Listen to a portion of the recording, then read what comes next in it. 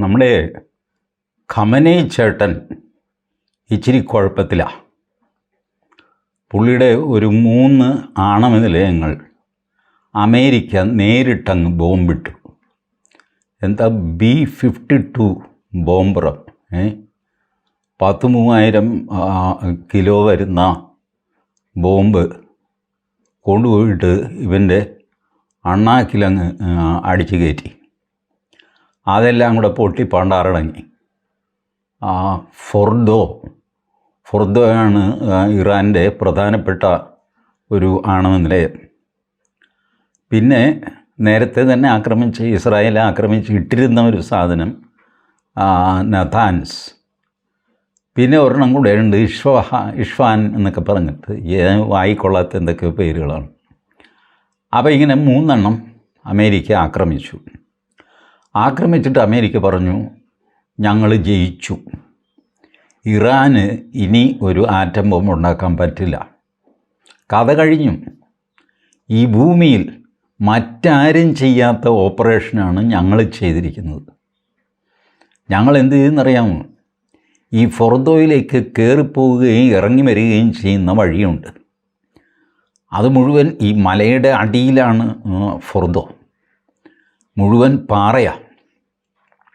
അപ്പം ഞങ്ങൾ ഈ ബങ്കർ ബസ്റ്റർ ബോംബ് അത് ഒരെണ്ണം അങ്ങ് അടിച്ചു. അത് 10-20 മീറ്റർ തുളഞ്ഞങ്ങ് കയറി. അതേ തുളയിലൂടെ അടുത്തത് അടിച്ചു. അത് വീണ്ടും 10-60 മീറ്റർ കയറി.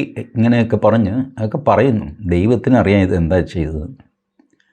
പക്ഷേ ഇത് സംഭവം മറ്റൊരു രാജ്യവും ചെയ്യാത്തത് എന്നൊക്കെ പറഞ്ഞ് അമേരിക്ക പൊങ്ങച്ചടിക്കുന്നത് ശരിയല്ല.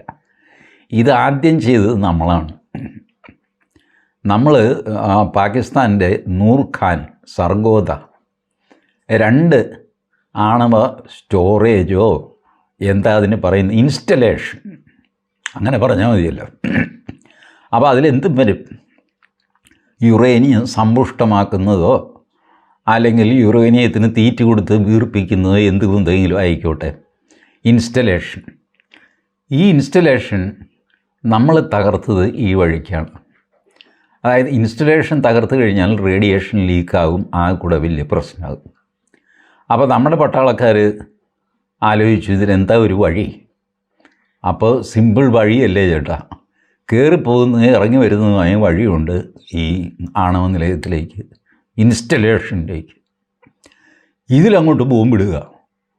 ഈ പാറയും പണ്ടാരും എല്ലാം കൂടെ ഇടിഞ്ഞ് താഴെ വീണിട്ട് ഇവന് അതിനകത്ത് കയറാനും പറ്റില്ല, ഇറങ്ങാനും പറ്റില്ല. അപ്പം നമ്മുടെ പട്ടാളം മേധാവി പറഞ്ഞു, എടാ അതിനകത്തുള്ള ആൾക്കാരെ എന്ത് ചെയ്യും? അതിനുള്ള ആൾക്ക് അവർ ചത്തുപോകും, നമുക്ക് എന്ത് ചെയ്യാൻ പറ്റും? ചേട്ടാ ഒരു കാര്യം ഞാൻ പറഞ്ഞേക്കാം, ആണവ നിലയെ ആക്രമിക്കുകയും വേണം, ആൾ ചാവാനും പാടില്ല എന്ന് കാര്യം നടക്കില്ല. മനസ്സിലായോ? കക്ഷത്തിലിരിക്കുന്നത് പോകരുത്, ഉത്തരത്തിൽ നിന്ന് എടുക്കുകയും വേണം. ഇങ്ങനെ ചേട്ടൻ പറഞ്ഞാൽ ഞാനില്ല ഇതിരുന്നു, നീ പിണങ്ങാതെ എന്നൊക്കെ പറഞ്ഞ് പട്ടാളക്കാരെയൊക്കെ പിടിച്ച് നിർത്തി, ശരി നിങ്ങളുടെ പ്ലാൻ അനുസരിച്ച് അങ്ങ് ചെയ്തോ എന്ന് പറഞ്ഞു.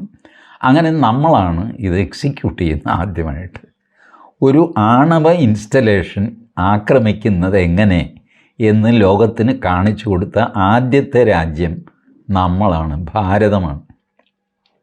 അത് കോപ്പി അടിക്കുകയാണ് അമേരിക്ക ചെയ്തത്. എന്നിട്ട് പറയുക, ഞങ്ങൾ ഭൂലോകത്ത് വേറെ ആരും ഇങ്ങനെ ചെയ്തിട്ടില്ല. എങ്ങനെയുണ്ട്? പിന്നെ അമേരിക്ക പറഞ്ഞാൽ കേൾക്കാനാളുണ്ട്, TV-ക്കാർ ചെണ്ടകൊട്ട് ഒക്കെ അവരുടെ കൂടെ ഉണ്ട്. അതുകൊണ്ട് അവരാണ് ആദ്യം ചെയ്തതെന്ന് പറഞ്ഞ് ചരിത്രത്തിൽ രേഖപ്പെടുത്തുകയും ചെയ്യും.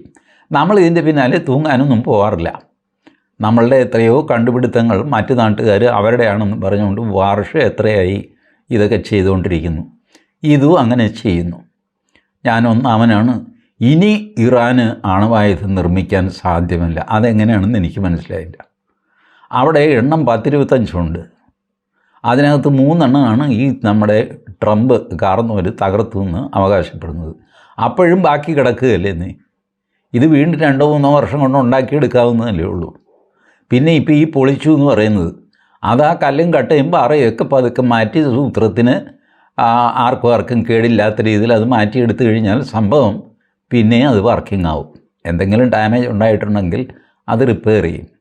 അതുകൊണ്ട് ഇറാൻ ഇനി ആറ്റം ബോംബ് ഉണ്ടാക്കില്ല എന്ന് ട്രംപ് പ്രഖ്യാപിക്കുകയും അങ്ങനെ തന്നെ സിന്ദാബാദ് എന്ന് നെതന്യാഹുവും പറയുകയും ചെയ്തത് വാസ്തവത്തിൽ ഈ ദുരിതം ഇവിടെ വെച്ച് തീരട്ടെ എന്ന് വിചാരിച്ചിട്ടാണ് എന്നാണ് ഞാൻ കരുതുന്നത്. കാരണം ഈ ഒരു ക്ലാഷ് തുടങ്ങി കഴിഞ്ഞാൽ ഇത് എവിടെയെങ്കിലും കൊണ്ടുപോയി തീർക്കണ്ടേ, ഈ കുന്തം അവസാനിപ്പിക്കേണ്ടേ എവിടെയെങ്കിലും.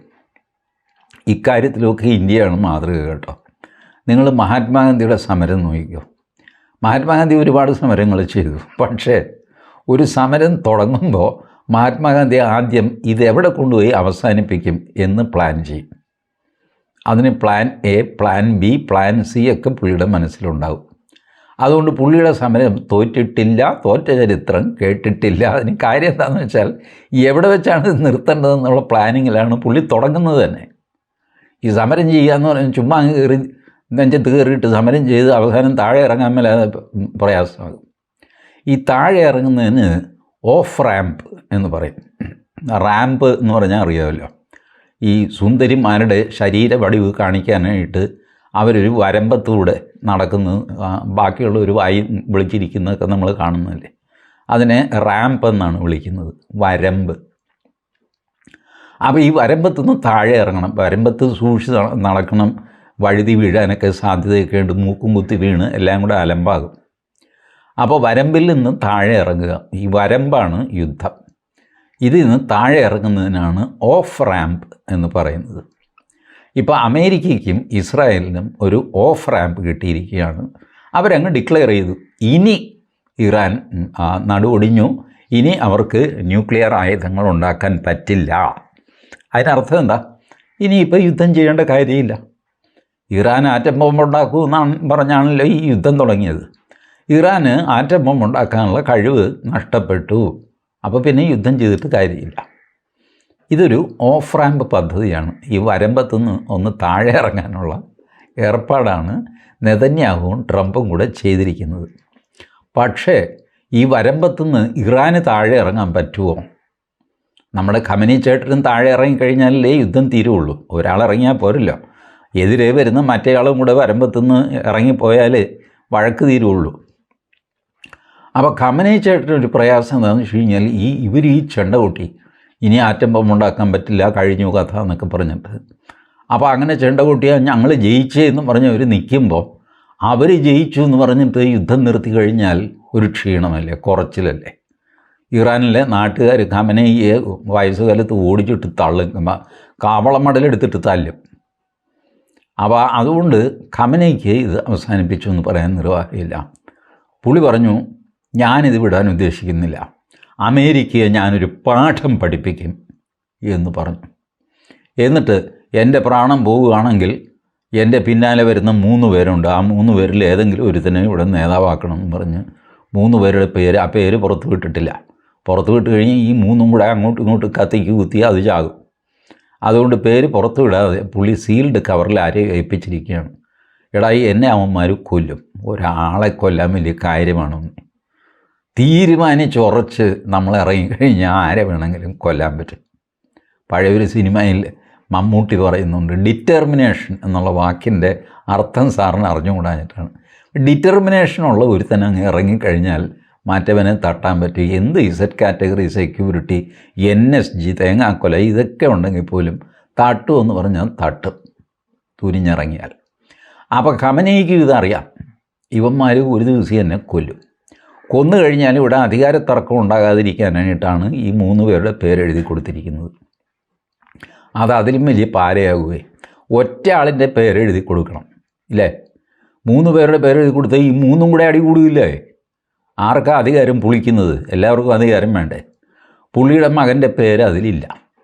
പുള്ളിയുടെ അനന്തരവനൊരുത്തനുണ്ട്, അവനെ നാട് കിടത്തിപ്പാണ്ടേ, മഹാഭാവിയാണെന്ന് പറഞ്ഞിട്ട് അവൻ പുറത്തെവിടെയോ കിടക്കുകയാണ്. അവൻ ഇതിനകത്ത് മുതലെടുക്കാൻ അവനും ശ്രമിക്കുന്നുണ്ട്. ചുരുക്കി പറഞ്ഞാൽ ഖമനിയെ കൊല്ലുന്നത് അത്ര ഒരു ബുദ്ധിപരമായ കാര്യമായിരിക്കും എന്നെനിക്ക് തോന്നുന്നില്ല. ഖമനിയെ കൊന്നു കഴിഞ്ഞാൽ അവിടെ അലമ്പാകും. ഇറാനിൽ ഈ അലമ്പ് കൈകാര്യം ചെയ്യാൻ വലിയ പ്രയാസമാണ്. ഇപ്പോൾ ഖമനി ഉള്ളതുകൊണ്ട് കാര്യങ്ങൾക്കൊരു തീർച്ചയും മുറിച്ചുകൊണ്ട് ഖമനി പറയുന്നത് നടക്കും, അതെന്തു ആയിക്കോട്ടെ. അപ്പോൾ അതിനെ എതിർക്കാം, അതിനെ തല്ലാം, അതിനെ യുദ്ധം ചെയ്യാം, എന്തും ചെയ്യാം. ഈ ഒരുപാട് ഖമനി ആയി കഴിഞ്ഞാൽ എന്ത് ചെയ്യും? വാളെടുത്തവനൊക്കെ വെളിച്ചപ്പാടായിട്ട് നിൽക്കുന്നത് എങ്ങനെയാണ് ഹാൻഡിൽ ചെയ്യുന്നത്? ഇത് ഹാൻഡിൽ ചെയ്യാൻ പറ്റില്ല. പക്ഷേ ഈ ദുരിതമാണ് എപ്പോഴും അമേരിക്ക ഉണ്ടാക്കുന്നത്. ഇറാഖിൽ സദ്ദാം ഹുസൈനെ കൊന്നിട്ട് എന്തായി? അവിടെ സ്റ്റെബിലിറ്റി ഉണ്ടായോ? ഇല്ല. ഇറാഖിൽ അങ്ങനെ ചെയ്തു, സിറിയയിൽ അങ്ങനെ ചെയ്തു, ലിബിയയിൽ അങ്ങനെ ചെയ്തു, സുഡാനിൽ അങ്ങനെ ചെയ്തു. ഇവർ ഈ ചെയ്ത് കഴിഞ്ഞ് പിന്നെ അവിടെ കിടക്കപ്രതി ഉണ്ടാവില്ല. ഈ പറഞ്ഞ പോലെ വാളെടുത്തവൻ വെളിച്ചപ്പാട് ഭാഗത്ത് ചെയ്ത് ബഹളം. സുഡാൻ രണ്ടായി, തെക്കൻ സുഡാൻ വടക്കൻ സുഡാൻ പറഞ്ഞിട്ട് ഇപ്പോഴും യുദ്ധം തീർന്നിട്ടില്ല. ഇതുപോലെ ഇറാനിൽ അലമ്പുണ്ടായി കഴിഞ്ഞ് കഴിഞ്ഞാൽ പിന്നെ ഒരിക്കലും സ്വസ്ഥത ഉണ്ടാവില്ല വർഷങ്ങളോളം. അതുകൊണ്ടാണ് ഞാൻ പ്രതീക്ഷിക്കുന്നത് ഇത്തവണയെങ്കിലും അമേരിക്ക ഈ ബുദ്ധിമോശം കാണിക്കുകയില്ല, ഖമനിയെ കൊല്ലുമൊന്നുമില്ല. അങ്ങേർക്ക് ആറ്റം ബോംബ് ഉണ്ടാക്കാൻ പറ്റില്ല എന്ന് പ്രഖ്യാപിച്ചിട്ട് യുദ്ധം അവസാനിപ്പിക്കുക. പിന്നെയും പുള്ളി ആറ്റം ബോംബ് ഉണ്ടാക്കുകയാണെങ്കിൽ അന്നേരം നോക്കാമെന്നേ. തൽക്കാലം ഇപ്പം നമ്മൾ നേടിയല്ലോ, ഒരു പ്രഖ്യാപനം നമ്മൾ നടത്തിയല്ലോ. പക്ഷേ ഖമനിക്ക് ഇത് സമ്മതിക്കാൻ പറ്റില്ല. ഖമനിക്കും അറിയാം തനിക്ക് ആറ്റം ബോംബ് ഉണ്ടാക്കാനൊക്കെ ഇനിയും പറ്റും, എന്തെങ്കിലും ഒരു 3-4-5 വർഷം താമസിക്കുകയോ ചെയ്തെന്ന് വരും. പക്ഷേ ഇത് ചെയ്യാൻ പറ്റും എന്ന് ഖമനിക്ക് അറിയാമായിരിക്കും. പക്ഷേ ഈ നരേറ്റീവിൽ ഖമനി തോറ്റുപോയി. യുദ്ധം ജയിക്കുക എന്ന് പറയുന്നത് യുദ്ധം ജയിച്ചാൽ മാത്രം പോരാ, നരേറ്റീവ് ജയിക്കണ്ടേ, അതിൽ ഖമനി തോറ്റുപോയി. അപ്പോൾ ഖമനി ഇപ്പോൾ ചെയ്തിരിക്കുന്നത് പുള്ളിയുടെ വിദേശകാര്യമന്ത്രിയെ റഷ്യയിലേക്ക് വിട്ടിരിക്കുന്നു പുടിനുമായിട്ട് സംസാരിക്കാൻ. പുടിൻ്റെ ഇടയ്ക്ക് പറഞ്ഞിരുന്നു ഞാനിതിന് സമാധാനം ഉണ്ടാക്കാമെന്നൊക്കെ പറഞ്ഞ് ട്രംപ് കയറി ചൂടായി. താൻ തന്നെ പാട് നോക്കൂ, തൻ്റെ ഉക്രൈൻ്റെ കാര്യം ആദ്യം സമാധാനമാക്ക്, എന്നിട്ട് ഇങ്ങോട്ട് വന്നാൽ മതി എന്നൊക്കെ പറഞ്ഞു. പുടിനൊന്നും മിണ്ടിയില്ല. പക്ഷേ പുടിൻ ചെവിയിൽ നുള്ളി വെച്ചു, ഈ കിളവനിട്ട് ഞാനൊരു പണി കൊടുക്കും എന്ന് പുടിന് തോന്നിക്കാണുമല്ലോ. അപ്പോൾ പുടിന് എന്ത് ഇനി പണി കൊടുക്കുമെന്ന് അറിയാൻ മേല. ഇതിനിടയ്ക്ക് ഇറാൻ പറഞ്ഞു ഞങ്ങൾ ഹോർമുസ് കടലിടുക്ക് അടച്ചു കളയും. ഈ കടലിടുക്കിൽ കൂടെയാണ് ഇറാനിൽ നിന്നുള്ള എണ്ണ, പിണ്ണാക്ക് ഇതുപോലത്തെ സാധനങ്ങളൊക്കെ പുറത്തേക്ക് വരുന്നത്. അത് വന്ന് പിന്നെ അറബിക്കടലിൽ അങ്ങ് വരും. അപ്പോൾ ഈ കടലിടുക്ക് ഇതിനാകെ 21 നോട്ടിക്കൽ മൈൽ വീതിയേ ഉള്ളൂ. ഒരു വശത്ത് ഇറാൻ, മറ്റേ വശത്ത് ഒമാൻ. അപ്പോൾ ഒമാനും പകുതി അവകാശപ്പെട്ടതില്ലേ കടലിടുക്കിൻ്റെ. ഒരു തോട് പകുതി ഇക്കരെയുള്ളവർക്കും പകുതി അക്കരെയുള്ളവർക്കുമാണല്ലോ. അപ്പോൾ പകുതിക്കുള്ള അവകാശമേ ഖമനിക്കുള്ളൂ. പക്ഷേ അത് മുഴുവൻ ഞാൻ പൂട്ടിക്കളയും പറഞ്ഞാണ് ഖമനി നിൽക്കുന്നത്. ഇപ്പോൾ തന്നെ അവിടെ ആ പ്രദേശത്ത് GPS ഇല്ല, കപ്പലുകൾ അതുകൊണ്ട് പകൽ മാത്രമേ ഓടിക്കുന്നുള്ളൂ. രാത്രി ഓടിച്ച് പണ്ടാരം കൂട്ടിയിടിച്ച് കഴിഞ്ഞാൽ എന്ത് ചെയ്യും? 3 കപ്പൽ കഴിഞ്ഞ ദിവസം കൂട്ടിയിടിച്ചതേ ഉള്ളൂ. അത് യുദ്ധത്തിൻ്റെ ഭാഗമാണെന്നൊക്കെ വിചാരിച്ച് അങ്ങനെയല്ല, ആക്സിഡൻ്റലായിട്ട് കൂട്ടിയിടിച്ചതാണ്. പക്ഷേ 3 എണ്ണ ടാങ്കർ കൂട്ടിയിടിച്ചാൽ ഉണ്ടാകുന്ന തീ നിങ്ങൾ ആലോചിച്ച് നോക്കുന്നു. ദിവസങ്ങളോളം നീണ്ടു നിൽക്കുന്ന തീയായിരിക്കും.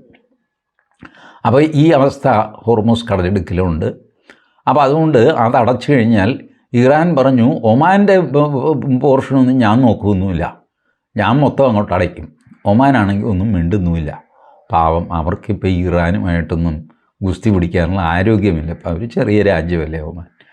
അപ്പോൾ അവർ ഒന്നും മിണ്ടിയിട്ടൊന്നുമില്ല.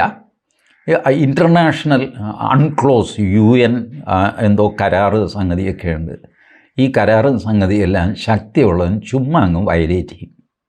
ഇപ്പം നിങ്ങൾ നോക്ക്, ഇറാനിൽ കയറിയിട്ട് ബോംബിട്ടത്, അമേരിക്ക ബോംബിട്ടത് ശരിയായില്ല എന്ന് ചൈനയും പറഞ്ഞു, റഷ്യയും പറഞ്ഞ കാര്യം എന്താ? ഇൻ്റർനാഷണൽ നിയമങ്ങൾക്ക് വിരുദ്ധമാണ്. ശരിയാണ്, ഇൻ്റർനാഷണൽ നിയമങ്ങൾക്ക് ഒരുപക്ഷെ വിരുദ്ധമായിരിക്കാം. പക്ഷേ ശക്തി അമേരിക്കയുടെ കയ്യിലുണ്ട്. അവർ നിയമം അങ്ങോട്ട് ലംഘിക്കുന്നു. നിങ്ങൾ എന്തു ചെയ്യും? നിങ്ങൾക്കൊന്നും ചെയ്യാൻ പറ്റില്ല. നിയമവിരുദ്ധമാണെന്നൊക്കെ പറയാം, ആണടാ പോടാ എന്ന് പറഞ്ഞാൽ കഴിഞ്ഞു. മാത്രമല്ല നിയമമൊക്കെ എങ്ങനെയും വ്യാഖ്യാനിക്കാം.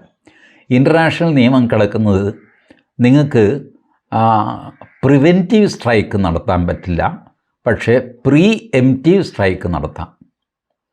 എന്ന് വെച്ചാൽ ഇവൻ എന്നെ തല്ലാൻ സാധ്യതയുണ്ട് എന്ന് പറഞ്ഞിട്ട് കയറി അവനെ തല്ലാൻ പറ്റില്ല. എന്നാൽ അവൻ ഓങ്ങിക്കഴിഞ്ഞാൽ അവൻ്റെ ഓങ്ങി നിൽക്കുകയാണ്, ഏത് നിമിഷവും എന്നെ അടിക്കും, അതുകൊണ്ട് ഞാൻ അവനെ അടിച്ചു എന്ന് പറയാം. അതുകൊണ്ട് പ്രിവെൻറ്റീവ് സ്ട്രൈക്ക് ആകാം, പ്രീ എംപ്റ്റീവ് സ്ട്രൈക്ക് പാടില്ല. ഇങ്ങനെയൊക്കെ കുറേ ഗുലുമാൽ പിടിച്ചാണ് ഈ ഇൻ്റർനാഷണൽ ലോ. എങ്ങനെ വേണമെങ്കിലും വ്യാഖ്യാനിക്കാം. അമേരിക്ക ഒരു കോടി രൂപ കൊടുത്തു കഴിഞ്ഞാൽ നമ്മുടെ കപ്പൽ സിബൽ പോയിട്ട് ഇത് പിച്ചി കീറി ഇത് അങ്ങനെയാണ് ഇങ്ങനെയാണെന്നൊക്കെ പറഞ്ഞ് വാദിച്ചിട്ട് വരും. ഇതാണ് വക്കീലന്മാരുടെ സാമർഥ്യം. അതുകൊണ്ട് നിയമലംഘനം നടത്തി എന്നൊക്കെ പറഞ്ഞു കഴിഞ്ഞാൽ അമേരിക്ക കുലുങ്ങുമൊന്നുമില്ല. അവർ ചരിത്രത്തിൽ ഏറ്റവും വലിയ നിയമലംഘനം നടത്തിയ ആൾക്കാർ. തോന്നിയിടത്തൊക്കെ അവർ തന്നെ നിയമം ഉണ്ടാക്കും, അവർ തന്നെ ലംഘിക്കുക, അവരടുത്ത നിയമം ഉണ്ടാക്കും, അടുത്ത കരാർ എഴുതും, അത് കാറ്റിൽ പറത്തും. ലോക ചരിത്രം ശക്തന്മാരുടെ ചരിത്രമാണെന്ന്. ഞാനിത് എത്രാമത്തെ തവണയാണ് പറയുന്നത് എനിക്കറിഞ്ഞൂടെ. ചാണക്യൻ പറഞ്ഞതാണ്, ഞാനായിട്ട് പ്രത്യേകിച്ചൊന്നും പറയുന്നില്ല. ലോക ചരിത്രം ശക്തന്മാരുടെ ചരിത്രമാണ്. ശക്തനാണ് നിയമം ഉണ്ടാക്കുന്നതും അവനുണ്ടാക്കിയ നിയമം അവൻ തന്നെ ലംഘിക്കും. അതെന്താ ചേട്ടാ എന്ന് ചോദിച്ചാൽ നീ നിൻ്റെ പാട് നോക്കടാന്ന് പറയും. ഇങ്ങനെയൊക്കെ ചെയ്യും. ഇതാണ് ലോകത്തിൻ്റെ ചരിത്രം. ഇപ്പോൾ നിങ്ങൾ കേരളത്തിൽ നടക്കുന്നൊരു സംഭവം ആലോചിച്ച് നോക്ക്. ഞാൻ നമ്മുടെ തിരുവനന്തപുരത്തെ F-35B അത് നിങ്ങളെല്ലാം ഉപേക്ഷിച്ചെങ്കിലും ഞാൻ ഉപേക്ഷിച്ചിട്ടില്ല കേട്ടോ. ബ്രിട്ടീഷുകാർ ഉപേക്ഷിച്ചിട്ടില്ല. നമ്മുടെ നാരായണം കൊണ്ടുവന്ന് ഇറക്കിയ F-35B. ഈ സാധനം 14-ാം തീയതി ഇറങ്ങിയതാണ്. ഇന്ന് തീയതി എത്രയായി? 8 ദിവസം കഴിഞ്ഞ് 9-ാമത്തെ ദിവസം ഓടിക്കൊണ്ടിരിക്കുക. ഈ വിമാനം പൊങ്ങുന്നുമില്ല പോകുന്നുമില്ല. കമനിയെ പോലെയാണ്. ഉണ്ടോ ചോദിച്ചാൽ ഉണ്ട്, എന്നാൽ ആളെ തൊട്ട് കാണുന്നുമില്ല. ഈ രീതിയിൽ വിമാനം കൊണ്ടുപോകാൻ പറ്റുന്നില്ല. ഇവർ സഹസ്രം പയറ്റി നോക്കി. ഹെലികോപ്റ്ററിൽ ആൾ വന്നു. HMS പ്രിൻസ് ഓഫ് വെയിൽസിൽ നിന്ന് ഹെലികോപ്റ്റർ പറന്ന് പൊങ്ങി തിരുവനന്തപുരത്ത് വന്ന് ഇറങ്ങി. ഈ മഴയത്ത് കിടക്കുന്ന വിമാനം അത് വേറെ കഥ. മഴയത്ത് ഈ വിമാനം കിടക്കുന്നു. തങ്കപ്പൻ ചേട്ടൻ പറഞ്ഞു, എടാ ഇതാ ഷെഡിൽ കയറ്റിയിട് എന്ന് പറഞ്ഞു. അപ്പോൾ ആദ്യം പറ്റില്ല എന്നൊക്കെ പറഞ്ഞെങ്കിലും പിന്നെ ചേട്ടാ എയർ ഇന്ത്യയുടെ ഷെഡില്ലേ എന്നൊക്കെ ചോദിച്ചു. കൊണ്ട് നീയല്ലേ പറഞ്ഞു ഇത് കയറ്റാൻ പറ്റില്ല എന്നൊക്കെ. എന്തു വാങ്ങിക്കോട്ടെ വേണം കയറ്റിക്കോ.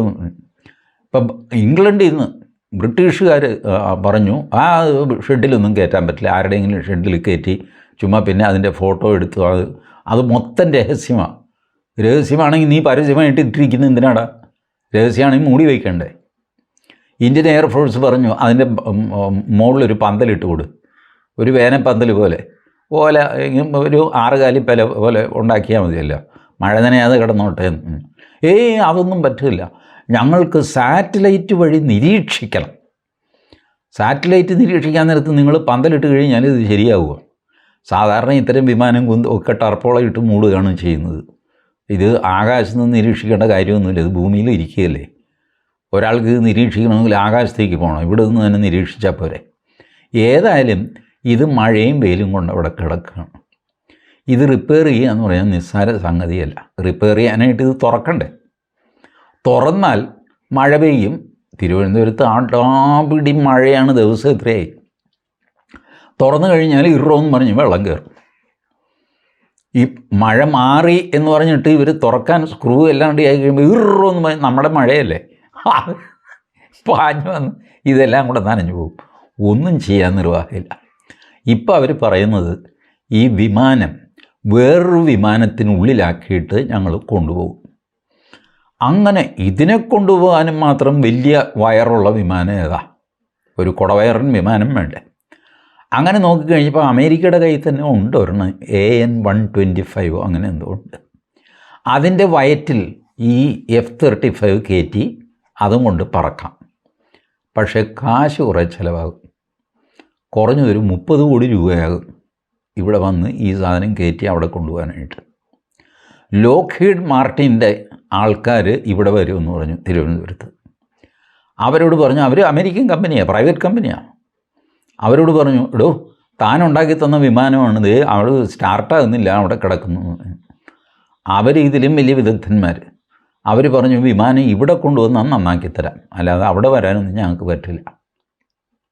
ഈ സിസ്റ്റം പതുക്കെ മാറുമല്ലോ. പണ്ടൊക്കെ നിങ്ങൾക്ക് ഓർമ്മയുണ്ടല്ലോ, ഡോക്ടർമാർ വീട്ടിൽ വരുമായിരുന്നു. പഴയ മലയാള സിനിമയിലേക്ക് കണ്ടിട്ടില്ലേ? ഡോക്ടർ വീട്ടിൽ വരുന്നു, ഡോക്ടറുടെ പെട്ടിയുമായിട്ട് ഈ ഒരാൾ വൃത്തിനായിട്ട് കൂടെ വരും. ആ പുള്ളി വീട്ടിൽ വന്ന് കുറച്ച് വെള്ളം ചൂടാക്കുന്നു പറയും, ഒരു ഇഞ്ചക്ഷൻ കൊടുക്കും. എന്നിട്ട് പറയും പേടിക്കാനൊന്നുമില്ല, ഞാനിപ്പോൾ ഒരു ഇഞ്ചക്ഷൻ കൊടുത്തിട്ടുണ്ട് എന്ന് പറഞ്ഞു ഇറങ്ങിപ്പോവും. ഈ ഡോക്ടറായിട്ട് അഭിനയിക്കാൻ ഒരു റോള് കിട്ടാനായിട്ട് മനുഷ്യരന്ന് പ്രാണം കളയുമായിരുന്നു. സംഭവം ഒന്നും ചെയ്യാനില്ല, പേടിക്കാനില്ല, ഞാനൊരു ഇഞ്ചക്ഷൻ കൊടുത്തിട്ടുണ്ട്, ഈ ഡയലോഗ് പറയുക. ഇച്ചിരി ബലം പിടിച്ച് നിൽക്കുക, ഇത്രയേ ഡോക്ടർക്ക് ചെയ്യാനുള്ളൂ. പക്ഷേ അതൊരു റോളാണല്ലോ. അപ്പോൾ ഇങ്ങനെ ഡോക്ടർമാർ വീട്ടിൽ വന്നുകൊണ്ടിരുന്നു. ഇപ്പോൾ ഏതെങ്കിലും ഡോക്ടർ വീട്ടിൽ വരുമോ? നിങ്ങൾ തലകുത്തി നിന്ന് കഴിഞ്ഞാൽ ഡോക്ടർ വീട്ടിൽ വരില്ല. രോഗിയെ അങ്ങോട്ട് കൊണ്ടുചെല്ലാൻ പറയും. എൻ്റെ പൊന്നു ഡോക്ടറെ, അത് മലമുകളിലാണ്, അവിടെ നിന്ന് ഇയാളെ കെട്ടിച്ചോന്ന് ഇവിടെ എത്തിക്കാൻ പ്രയാസമാണ്. ഇവിടെ എത്തിച്ചാലേ എനിക്ക് ചെയ്യാൻ പറ്റുള്ളൂ. ഇതുപോലെ ലോക്ഹീഡ് മാർട്ടിൻ പറഞ്ഞു, വിമാനം ഇങ്ങോട്ട് കൊണ്ടുപോടാം, ഞാൻ വിമാനത്തെ രക്ഷിക്കാൻ അങ്ങോട്ട് വരണം. നമ്മുടെ 500 രക്ഷിക്കാൻ ഞാൻ അങ്ങോട്ട് വരണോടാ, ഇങ്ങോട്ട് വേടാം എന്ന് പറഞ്ഞ മാതിരി ഈ വിമാനവും കൊണ്ട് അങ്ങോട്ട് ചെല്ലാൻ പറഞ്ഞു ലോക്ഹീഡ് മാർട്ടിൻ. ഇത് കൊണ്ടു ചെല്ലണമെങ്കിൽ അതിൻ്റെ ചിലവ് വേറെ. അതിന് ഏക വിമാനമേ ഉള്ളൂ, അത് അമേരിക്കയുടെ കയ്യിലാണ്. അതൊക്കെ പറന്ന് വന്ന് തിരുവനന്തപുരത്ത് ഇറങ്ങാൻ തന്നെ അതിന് പറ്റുമോ എന്നറിയാമല്ല. അപ്പോൾ അത് കഴിഞ്ഞ് എന്ത് ചെയ്തു, അമേരിക്കയുടെ തന്നെ നമ്മൾ വാങ്ങിച്ച വിമാനങ്ങളുണ്ട്. C-13 അതോ 130, എനിക്കിതിൻ്റെ നമ്പറൊന്നും ഓർമ്മയില്ല. ഈ നമ്മുടെ അമേരിക്കയിൽ നിന്ന് കുറച്ച് പേര് ഇവിടെ വിലങ്ങ് വെച്ച് കൊണ്ടുവന്നില്ലേ, കാർഗോ വിമാനം. ആ വിമാനം അതിൽ ഈ F-35 ചിറക് രണ്ടും അഴിച്ചു മാറ്റുക. അപ്പോൾ ഇവൻ മെലിയുമല്ല. അപ്പോൾ ഇവനെ കയറ്റും, പിന്നാലെ ചിറക് അതിനകത്ത് ചാരി വയ്ക്കുക, എന്നിട്ട് കൊണ്ടുപോകും. നന്നായിട്ട് കെട്ടിയൊക്കെ വയ്ക്കണം, അല്ലെങ്കിൽ ആകാശത്ത് അങ്ങോട്ടും ഇങ്ങോട്ടും ഈ ചിറക് തമ്മിൽ ഇടിക്കുകയും ഒക്കെ ചെയ്തിട്ട് ഇല്ലാത്ത നാശനഷ്ടം ഉണ്ടാകും. അപ്പോൾ അത് നേരെ അത് തങ്കപ്പൻ ചേട്ടനോട് പറഞ്ഞാൽ പുള്ളി കെട്ടിക്കൊടുക്കും. ഇത് ചെയ്തുകൊണ്ട് കൊണ്ടുപോകാം, ഇതേ ഒരു വഴിയുള്ളൂ. അപ്പോൾ ലോക്ഹീഡ് മാർട്ടിൻ പറഞ്ഞു, അത് പറ്റില്ല, ചിറകൊന്നും അഴിക്കാൻ പറ്റില്ല. ഇങ്ങനെ തർക്കത്തിൽ കിടക്കുകയാണ് ഈ സാധനം. ഇതിന് പറ്റിയ എന്താണെന്ന് വെച്ച് കഴിഞ്ഞാൽ ഇപ്പോൾ വലിയ നാണക്കേടാണ്. ഇന്ത്യൻ എയർഫോഴ്സ് കൃത്യമായിട്ട് പറഞ്ഞു, ഇവൻ നമ്മുടെ വ്യോമാതിർത്തി ലംഘിക്കുന്നതിന് മുമ്പ് തന്നെ ഞങ്ങൾ ഇവനെ കണ്ടുപിടിച്ചു ഞങ്ങളുടെ റഡാറിൽ. നിങ്ങളുടെ റഡാറിലൊന്നും എന്നെ കാണാൻ പറ്റില്ല, നിന്നെ ഞാൻ കണ്ടടാ, അങ്ങനെയല്ലേ ഞാൻ നിനക്ക് മെസ്സേജ് തന്നത്. മെസ്സേജ് തന്നപ്പോഴാണ് ഇവൻ പറഞ്ഞത് എനിക്ക് എമർജൻസി ലാൻഡിങ് വേണമെന്ന് പറഞ്ഞത്. അല്ലാതെ അവൻ ആദ്യം പറഞ്ഞപ്പോൾ ഇവർ റെസ്പോണ്ട് ചെയ്തതൊന്നുമല്ല.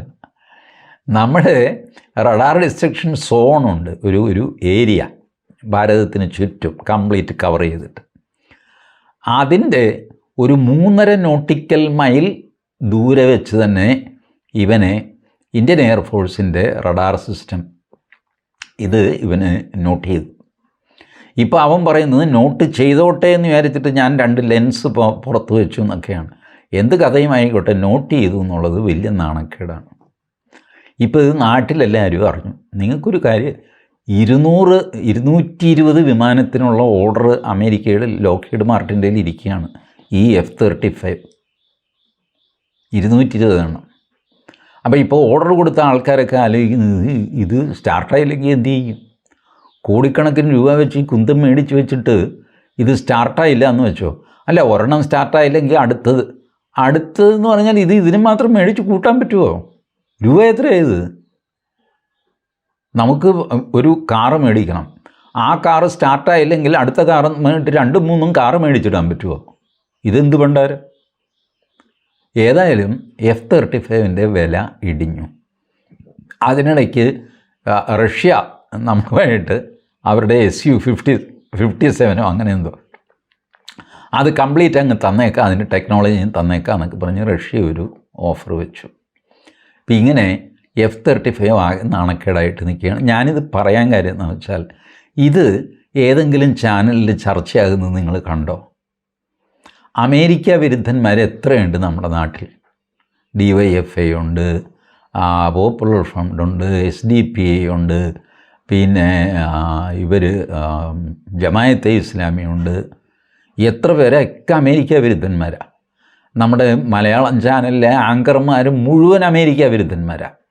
അമേരിക്കയെ കൈ കിട്ടിയ ട്രംപിനെ കിട്ടിക്കഴിഞ്ഞാൽ കഷായം വെച്ച് കുടിക്കും എന്നുള്ള വാശിക്കാരാണ്. പക്ഷേ F-35 8 ദിവസമായി കുടുങ്ങിക്കിടക്കുന്നു, ഒരെണ്ണം വാ തുറക്കുന്നില്ല.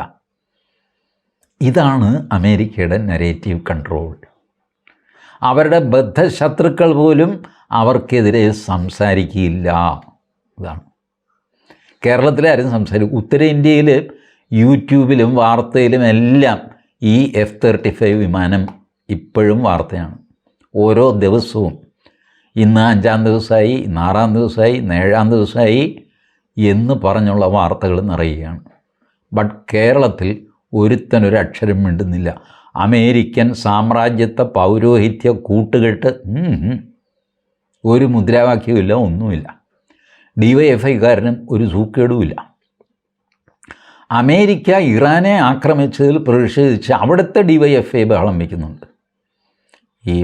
അവിടെ DYFI ഇല്ല, പക്ഷേ ഈ സ്വഭാവക്കാർ സ്വന്തം രാജ്യത്തിനെതിരെ സമരം ചെയ്യുന്നവരെ DYFI എന്ന് നമുക്ക് ന്യായമായിട്ടും വിളിക്കാം, അല്ലേ? അപ്പോൾ ഈജിപ്തിലെ DYFI, അമേരിക്കയിലെ DYFI ഇവരൊക്കെ സമരം ചെയ്യുന്നു. ഇറാനെ ആക്രമിച്ച് ശരിയായില്ല, ആര് മൈൻഡ് ചെയ്യുന്നു, പോയി പണി നോക്കണമെന്ന് പറഞ്ഞ് നിൽക്കുകയാണ്. ഏതായാലും ഖമനയുടെ വിദേശകാര്യമന്ത്രി റഷ്യയിൽ പോയിട്ടുണ്ട്.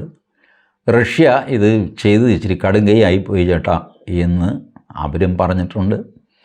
ട്രംപ് കുലുങ്ങാതെ നിൽപ്പുണ്ട്. ട്രംപ് ഇപ്പോൾ ജയിച്ച് നിൽക്കുകയാണെന്നാണ് പുള്ളി പറയുന്നത്. നിങ്ങളെന്ത് പറഞ്ഞാലും വിരോധമൊന്നുമില്ല. പുള്ളി പറയുന്നത് ഞാൻ ജയിച്ചടാ, യുദ്ധം നടത്തിയിട്ടാണ് ജയിച്ചത് കേട്ടോ. പുള്ളി സമാധാനത്തിനുള്ള നോബൽ സമ്മാനം കിട്ടുന്നില്ല, പുള്ളിക്ക് വലിയ സങ്കടമാണ്. പുള്ളി സോഷ്യൽ മീഡിയയിൽ എഴുതിയെന്നേ, എനിക്ക് നോബൽ സമ്മാനം കിട്ടുമെന്ന് എനിക്ക് തോന്നണില്ല, അല്ലെങ്കിൽ എനിക്ക് പണ്ടേ കിട്ടേണ്ടതാണ്, 4-5 വർഷം മുമ്പ് തന്നെ എനിക്ക് കിട്ടുന്നതാണ്, ഞാൻ എത്ര മര്യാദക്കാരനാണ്, നോബൽ സമ്മാനം എനിക്ക് തരില്ല. ആ നോബൽ സമ്മാനമൊക്കെ ഈ ഇടതുപക്ഷത്തിന് കൊടുക്കുകയുള്ളൂ. ഇവിടുത്തെ അവാർഡ് പോലെയാണ് നോബൽ സമ്മാനവും. ഇവിടുത്തെ അവാർഡ് ഇടതുപക്ഷ, മതനിരപേക്ഷ, ജനാധിപത്യ, വർഗ, ബഹുജന, ഡിമാല, ഗുണ്ടിന്മാർക്കല്ലേ കിട്ടുകയുള്ളൂ, അവർക്ക് കിട്ടുകയുള്ളൂ. ഇതുപോലെ അവിടെ ഉണ്ട് ഇടതുപക്ഷം യൂറോപ്പിൽ, അവർക്ക് സ്വീഡൻ ഈ സമ്മാനം കൊടുക്കുകയുള്ളൂ. ഇത് സങ്കടത്തോടെ ട്രംപ് രേഖപ്പെടുത്തി. ഇത് കഴിഞ്ഞിട്ടാണ് പുള്ളി ഏതായാലും സമാധാനത്തിന് നോബൽ സമ്മാനം കിട്ടണില്ല, എന്നാൽ യുദ്ധത്തിന് വല്ല സമ്മാനം ഉണ്ടെങ്കിൽ അത് മേടിച്ചേക്കാമെന്ന് പറഞ്ഞിട്ട് ഈ ബോംബ് കൊണ്ടുപോയിട്ട് ഖമനയുടെ തലയിലിട്ടു. ഇതാണ് സംഭവം. ഒരു നോബൽ സമ്മാനം കൊടുക്കാമെന്ന് പറഞ്ഞിരുന്നെങ്കിൽ പുള്ളി ഒരു പക്ഷേ ഈ ബോംബ് വേണ്ടാന്ന് വെച്ചാൽ. പുള്ളിക്കിപ്പോൾ ഒരു ഭ്രാന്ത് കയറിയതാണ് ഈ നോബൽ സമ്മാനത്തിൻ്റെ. എന്ത് വാങ്ങിക്കോട്ടെ, അങ്ങനെ ഖമനൈ ചേട്ടൻ ഒരു അവശ്യ നിലയിൽ നിൽക്കുകയാണ്. ചേട്ടനും ഒരു ഓഫ് റാമ്പ് കണ്ടുപിടിച്ച് പുറത്തിറങ്ങിയാൽ അതിനുള്ള എന്തെങ്കിലും വഴി പുള്ളി ഉണ്ടാക്കും. ഇപ്പോൾ ഈ ഹോർമൂസ് കടലെടുക്കുക അടയ്ക്കുന്നു എന്നൊക്കെ പറഞ്ഞാൽ അതിൽ ഏറ്റവും ബുദ്ധിമുട്ടാൻ പോകുന്നത് ചൈനയാണ്. ചൈനയുടെയാണ് മാക്സിമം എണ്ണ അതിൽ വരുന്നത്. ഇന്ത്യക്ക് ശ്വാസം മുട്ടും എന്നൊക്കെ പറഞ്ഞിട്ട് ഇവിടെ എല്ലാവരും കൂടെ ബഹളം വയ്ക്കുന്നുണ്ട്. ഇന്ത്യക്കൊരു ശ്വാസം മുട്ടലും ഉണ്ടാവില്ല. നമ്മുടെ കാരണവരുണ്ടല്ലോ മോദി, പുള്ളി കഴിഞ്ഞ 4-5 വർഷമായിട്ട് ഈ ചെറിയ രാജ്യങ്ങൾ അവിടെ ഇവിടെയൊക്കെ പോകുന്നുണ്ടായിരുന്നു. പോയതൊക്കെ ഈ അവിടെ നിന്ന് എണ്ണ, ഗ്യാസ്, പിണ്ണാക്ക്, പരുത്തിക്കുരു ഇതിൻ്റെയൊക്കെ കോൺട്രാക്റ്റ് ഒപ്പിടാനാണ്. നമ്മുടെ കാര്യം സേഫായി വെച്ചു. ഇന്നിപ്പോൾ 3% എണ്ണയാണ് ഇന്ത്യയുടെ ഹോർമൂസ് കടലിടുക്ക് വരെ വരുന്നത്. പക്ഷേ ഗ്യാസ് അത് ഇത് എല്ലാം കൂടെ ചേർത്ത് കഴിഞ്ഞാൽ ഒരു 30% ഫ്യൂൽ വരും എന്നൊക്കെ പറഞ്ഞാൽ ആർഗ്യുമെൻ്റ് ഉണ്ട്. ആരിതാണെന്ന് നോക്കുന്നു. എന്ത് വാങ്ങിക്കോട്ടെ, നമുക്ക് കാര്യമായ പരുക്കൊന്നും പറ്റില്ല. അപ്പോൾ ആഗോള വിപണിയിൽ എണ്ണ വില കുതിച്ചുയർന്നാലും ഉയരും. കാരണം നമ്മൾ കോൺട്രാക്റ്റ് വെച്ചിരിക്കുന്നത് വേറൊരു വിലയ്ക്കാണ്. പല രീതിയിലുള്ള കച്ചവടമാണല്ലേ ഇത്. ഒന്ന്, കറൻറ്റ് പ്രൈസിന് നമ്മൾ മേടിക്കുക, എപ്പോഴാണോ എണ്ണ മേടിക്കുന്നത് അപ്പോഴുള്ള വില കൊടുക്കുക. മറ്റൊന്ന് ഫോർവേഡ് ട്രേഡിംഗ് എന്ന് പറയുമല്ലോ, നമ്മളൊരു കരാർ വയ്ക്കും, ഇത്ര കാലത്തേക്ക് ഇത്ര രൂപയ്ക്ക് എണ്ണ തന്നോളാമെന്നും മേടിച്ചോളാമെന്നും പറഞ്ഞ് കരാർ വയ്ക്കും. അപ്പോൾ അന്താരാഷ്ട്ര വില കൂടുകയോ കുറയുകയോ എന്തൊക്കെ ചെയ്ത് കഴിഞ്ഞാലും നമ്മുടെ വില സ്റ്റഡി ആയിട്ട് നിൽക്കും. ചുരുക്കി പറഞ്ഞാൽ നമ്മുടെ കാരണവർ നമ്മുടെ രാജ്യം രക്ഷിച്ചെടുത്തു. നമുക്കൊരു തട്ടുകേട് വരാതെ പുള്ളി നോക്കിയിട്ടുണ്ട്. അത് മതിയല്ലോ, ബാക്കിയുള്ളവനെ എങ്ങനെയെങ്കിലും തൂങ്ങട്ടെ. പുള്ളിയും ഇറാൻ്റെ പ്രസിഡൻറ്റിനെയൊക്കെ വിളിച്ച് പറഞ്ഞു, അത് മോശമായിപ്പോയി അമേരിക്ക ബോംബിട്ടത്. അതേന്നെ, അവൻ ഊറക്കാപ്പുറത്ത് വെളുപ്പാൻ രാവിലെ 2 മണിക്ക് കൊണ്ടുവന്ന് ബോംബിടുന്ന ഒരു മര്യാദയാണോ എന്നൊക്കെ പറഞ്ഞു. അമേരിക്കയോട് ചോദിച്ചപ്പോൾ അമേരിക്ക പറയാണ്, ഞങ്ങൾ ഇട്ട് കഴിഞ്ഞിട്ട് ഇറാനെ വിളിച്ച് പറഞ്ഞു, ചേട്ടാ ഇല്ല 3 സ്ഥലത്ത് ഞാൻ ബോംബിട്ടിട്ടുണ്ട് കേട്ടോ. ഏത് 18 മണിക്കൂർ അമേരിക്കയിൽ നിന്ന് പറന്നു വന്ന് ഇറാനിലെ ബോംബിട്ടിട്ട് തിരിച്ച് 18 മണിക്കൂർ 36 മണിക്കൂർ കഴിഞ്ഞപ്പോൾ ഇയാൾ അറിയിച്ചു. ഇയാൾ പിന്നെ അറിയിക്കേണ്ട കാര്യം, തലയിൽ ബോംബ് വീണിട്ടുണ്ട് കേട്ടോ എന്നൊന്നും പറയേണ്ട കാര്യമില്ല. വീണവനറിയാമല്ലോ ഇത് വീണമെന്ന്. ഏതായാലും ഇങ്ങനെ അപഹാസ്യമായ കാര്യങ്ങളൊക്കെ ഈ യുദ്ധസമയത്ത് നടന്നുകൊണ്ടിരിക്കുകയാണ്. നമുക്കിപ്പോൾ ചെയ്യാനുള്ളത് യുദ്ധം അവസാനിക്കുക എന്ന് പറഞ്ഞാൽ, ഇപ്പോൾ ഖമനൈ വിചാരിച്ചാൽ യുദ്ധം അവസാനിക്കും. ഖമനൈ ഒരു ഫേസ് സേവിങ്, മുഖം രക്ഷിക്കാനുള്ള ഒരു ഫോർമുല, അത് ചൈനയോ റഷ്യയോ ആരെങ്കിലും ഖമനൈക്ക് കൊടുക്കും. ചേട്ടാ ഒരു കാര്യം ചെയ്യും, ഞങ്ങളിങ്ങനൊരു പ്രസ്താവന ഇറക്കാം, ഞങ്ങളുടെ ഉറപ്പിൻ്റെ പുറത്ത് ചേട്ടൻ തൽക്കാലം ഈ യുദ്ധം അവസാനിപ്പിക്കുന്നു എന്ന് പറയുക. നെതന്യാഹു തയ്യാറാണോ, ട്രംപ് തയ്യാറാണോ? അപ്പോൾ ഖമനൈക്ക് ഇതൊരു പ്രശ്നമുണ്ട്. നെതന്യാഹുവിനോടൊന്നും പുള്ളി സംസാരിക്കില്ല. ഇറാൻ എന്ന് പറഞ്ഞൊരു രാജ്യം, അല്ല ഇസ്രായേൽ എന്ന് പറഞ്ഞൊരു രാജ്യം ഉണ്ടെന്ന് പുള്ളി അംഗീകരിക്കുന്നില്ല. ഓക്കുപ്പൈഡ് കൺട്രി എന്നാണ് ഇസ്രായേലിനെ അവർ വിളിക്കുന്നത്. ഓക്കുപ്പൈഡ് ഫോഴ്സസ്, അധിനിവേശ ശക്തികൾ. നമ്മുടെ ഇവിടെ DYFIക്കാരൊക്കെ പറയാറില്ലേ, അധിനിവേശത്തിനെതിരെ ഇവർ ഉപയോഗിക്കാറുണ്ട്, പോപ്പുലർ ഫ്രണ്ടുകാർ. അധിനിവേശ ശക്തികൾ, വേറെ ആരും ഇത് ഉപയോഗിച്ച് ഞാൻ കേട്ടിട്ടില്ല. ഏതായാലും അധിനിവേശ ശക്തി എന്നാണ് ഇറാൻ ഇസ്രായേലിനെ വിളിക്കുന്നത്. അപ്പോൾ അവരുമായിട്ട് ചർച്ച ചെയ്യില്ല, വേണ്ട, ട്രംപുമായിട്ട് ചർച്ച ചെയ്താൽ മതി. ട്രംപൻ സമ്മതിച്ചു കഴിയുമ്പോൾ നെതന്യാഹുവും സമ്മതിക്കുമല്ലോ സ്വാഭാവികമായിട്ട്. കൊമ്പൻ്റെ പിന്നാലെ മോഴയും പോകും. അപ്പോൾ അങ്ങനെ ട്രംപനുമായിട്ട് സംസാരിച്ച് ഇതൊരു തീർപ്പിലെത്തും താമസിയാതെ എന്നാണ് ഇപ്പോഴത്തെ ലക്ഷണം വെച്ച് എനിക്ക് തോന്നുന്നത്. ബാക്കി ലോകമഹായുദ്ധം നടക്കും, ലോകം കീഴ്മേൽ മറിയും, ഹോർമൂസ് കടലെടുക്ക് എന്നേക്കുമായിട്ട് അടയ്ക്കും, അവിടെ അടിയിൽ കൂടെ ബോംബ് വയ്ക്കും, ഇങ്ങനെയൊക്കെ പറയുന്നത് വെറുതെ ആളെ പേടിപ്പിക്കാൻ വേണ്ടി പറയുന്നതാണ്. ഞാൻ നോക്കിയിട്ട് യുദ്ധം അവസാനിക്കാൻ പോകുന്ന ലക്ഷണങ്ങളാണ് കാണുന്നത്. പക്ഷേ വാചകത്തിനൊരു കുറവുമില്ല. അമേരിക്ക പറഞ്ഞു ഇനി എന്തെങ്കിലും ചെയ്ത് കഴിഞ്ഞാൽ എൻ്റെ സ്വഭാവം മാറും കേട്ടോ എന്നൊക്കെ പറഞ്ഞ് വിടറാൻ എന്നൊക്കെ പറഞ്ഞ് നിൽക്കുകയാണ് അമേരിക്ക. അത് ഈ ട്രംപ് അങ്ങനെയൊക്കെയാണ്. പുള്ളി 2 ആഴ്ച കഴിഞ്ഞിട്ട് നോക്കട്ടെ എന്ന് പറഞ്ഞിട്ട് 2-ാം ദിവസം പുള്ളി ബോംബിട്ട ആളാണ്. അതുപോലെ ഞാൻ തീർത്ത് കളയുമെന്ന് പറഞ്ഞു കഴിഞ്ഞാൽ ചിലപ്പോൾ പുള്ളി ഒന്നും ചെയ്യില്ല എന്നും അർത്ഥമാകാം. എന്തും അർത്ഥമാക്കാവുന്ന പ്രസ്താവനകൾ ഇറക്കുന്ന ആളാണ് ട്രംപ്. ഖമനൈ അങ്ങനെയല്ല. ഖമനൈ വളരെ കുറച്ചേ സംസാരിക്കുകയുള്ളൂ. ആ സംസാരിച്ച കാര്യം പുള്ളി ചെയ്തിരിക്കും. പക്ഷേ അതിനകത്തും പൊങ്ങച്ചത്തിൻ്റെ എലമെൻ്റ് ഉണ്ടാകും കേട്ടോ. ഒരു കാരണവശാലും തോറ്റു കൊടുക്കുന്ന പ്രശ്നമില്ല, തോറ്റ ചരിത്രം കേട്ടിട്ടില്ല, അല്ലാഹുവാണ് ഞങ്ങളെ സംരക്ഷിക്കുന്നത്. പിന്നെ അല്ലാഹുവിൻ ബോംബിൽ നിന്ന് സംരക്ഷിക്കലല്ലേ ജോലി. എന്തു വാങ്ങിക്കോട്ടെ, അങ്ങനെയൊക്കെ ഖമനൈയും നിൽക്കുന്നു. എല്ലാം നല്ല രീതിയിൽ കലാശിക്കട്ടെ എന്ന് നമുക്ക് പ്രതീക്ഷിക്കാം. Thank you.